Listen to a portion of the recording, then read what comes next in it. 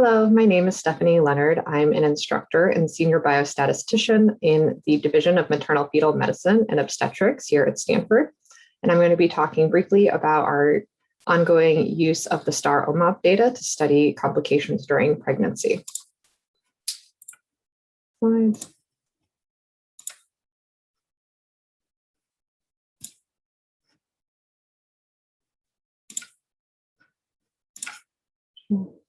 Okay.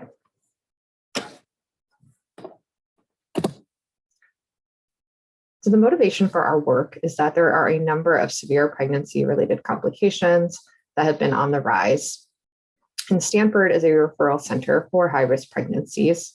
In total, we see approximately 4,500 births each year.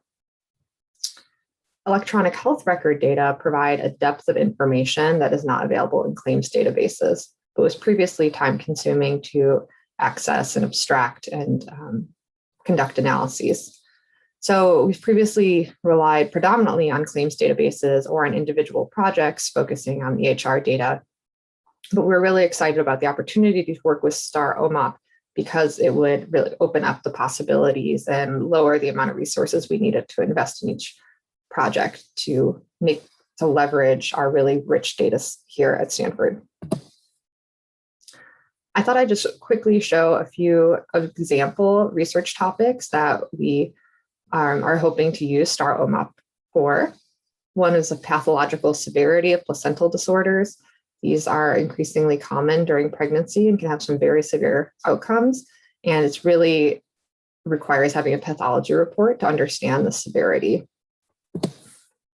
Specific congenital heart conditions, which are increasingly common during pregnancy, women who become pregnant with congenital heart conditions. The timing of preterm birth prevention measures. I'm referring here to measures such as cervical cerclage, progesterone administration, and other measures that are taken when there's a threat of preterm birth, which is really not captured in a claims data or other databases. Labor induction protocol changes, which labor induction is when labor is medically brought on for different indications, and the protocols and for that have changed rather dramatically in most places over the past recent years. And then the last one I was going to mention was hemoglobin trajectory across pregnancy. And this is the one I'm going to focus a little more on because it's been a predominant area of research that we've started using STARR-OMOP. And hemoglobin is vital during pregnancy. It naturally declines during pregnancy, and bleeding-related complications are a major threat to women's health during childbirth, and hemoglobin is related to how severe those complications may be. Also, the trajectories for normal and abnormal hemoglobin changes during pregnancy are very outdated.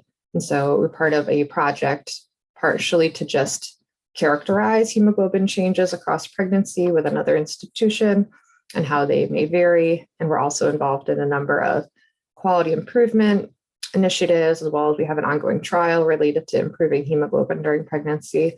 And for all of this, what we can gather from the STARR-OMOP data is extremely valuable. And so here you'll see probably a familiar screen to lots of people.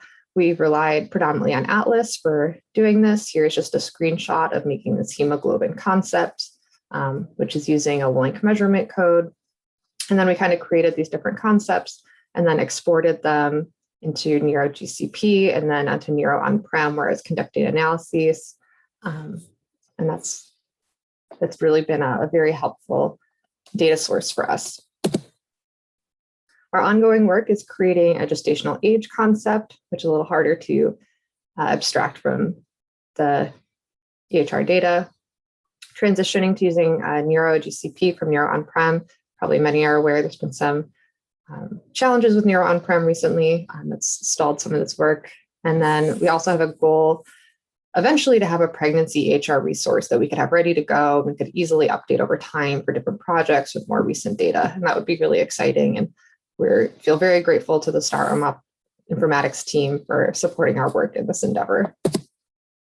So please feel free to follow up with me if you have any questions or suggestions, and I really appreciate the invitation to share our work.